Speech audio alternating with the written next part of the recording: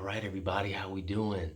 So you've joined me for 5 videos at this point, right? It's really about 6. But that's the home buying process. Nothing to be so daunting any longer. Hopefully I provided you with sufficient amount of information to guide you through and to let you know that it can be a fun process. You just got to know what's going on, all right? Which brings me to this last part. The last part we're going to discuss today is about offer and acceptance. You found a home you really like, time to put the offer in.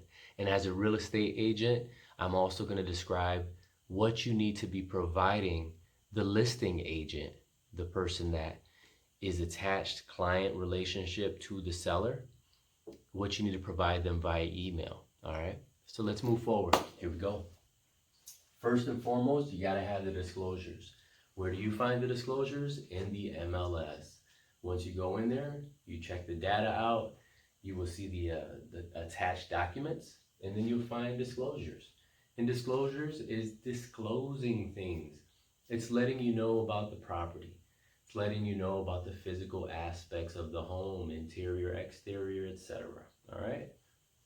Then you have your inclusions and exclusions, which will also be in the same location. All right? Inclusions and exclusions, it just deals with what's included in the house, what's excluded in the house. Maybe there's a washer and dryer in the house, but they don't plan to provide you with the washer and dryer. At that point in time, you got to negotiate, right? Everything's negotiable. But that's what inclusions and exclusions are. And you want to have your client initial and or sign each one of these documents that I'm describing to you, okay? The EMD is the earnest money deposit. That's essentially the money to show that you are serious and that your buyer actually possesses the amount of money that's stated on the document for this offer. All right. And with this, there's actually a delivery time. So you want to make sure that once the offer is accepted, you deliver the earnest money deposit to whatever the listing agent's agency is. Okay. So if it's, William Ravis of Hartford, Connecticut. You'll look that up. You'll get the details, the address. You'll drop it off. Make sure you physically hand it off if you can. Otherwise, you FedEx it and make sure it's signed. All right? So you know it got there. Moving forward, pre-approval. Need I say more? We've discussed this. But just briefly, pre-approval is the amount of money that your buyer can purchase a home for, okay? It's how much they qualify for, all right? So you wanna submit the disclosures, inclusions, exclusion. The EMD is just a screenshot many times of the check just to show proof before they physically have it. So this is all going in the email. Now this letter I put a star next to because letter isn't in every single offer. This letter is what I describe as a heartfelt letter, genuinely from your buyer. Okay, you're not the one jotting this down. This is from your buyer. Just so that way they have a personal touch with this offer. Sometimes this is all you need in order to set you aside from the rest. Or it's something that keeps you at the top of their mind because it resonated with them. Have your client describe whatever they felt when they first walked in. Emotions are big, right? And you want to be able to describe in great detail, it could be a couple paragraphs, for instance, of how impactful this home was to your client and why this is the home. So sometimes the seller might find more of an interest in this personal touch because they not just care about finances, maybe they're already set on finances.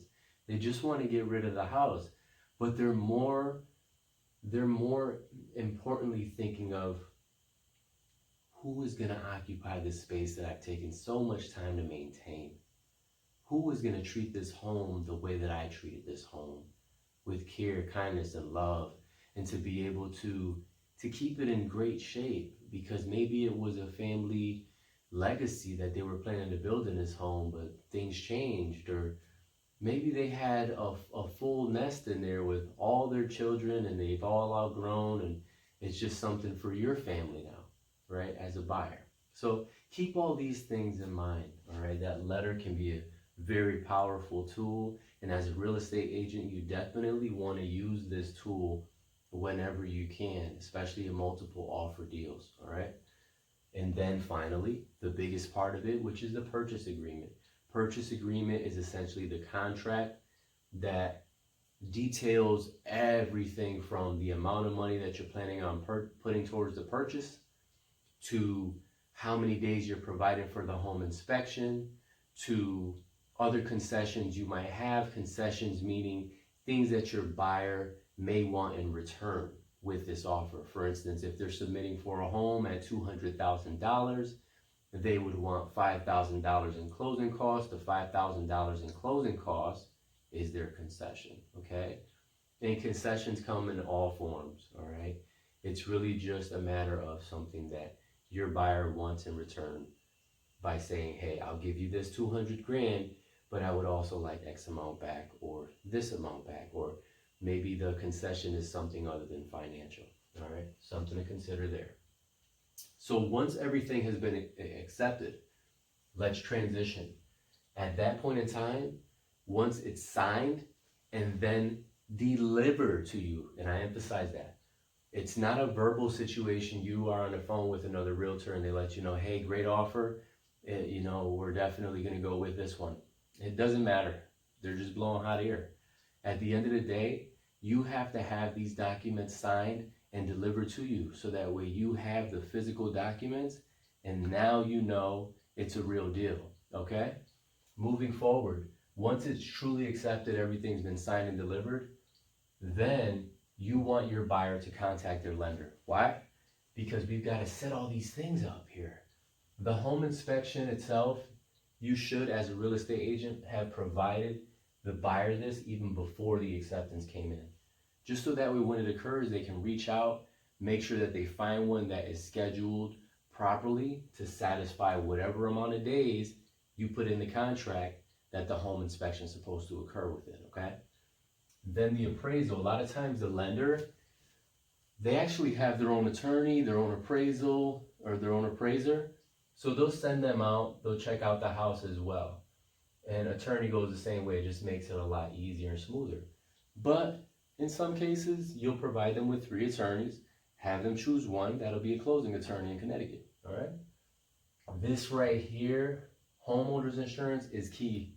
That's one of the biggest deals here too, because without homeowners insurance, none of this can happen either. Every single one of these things up here are important and they build upon one another as well, all right?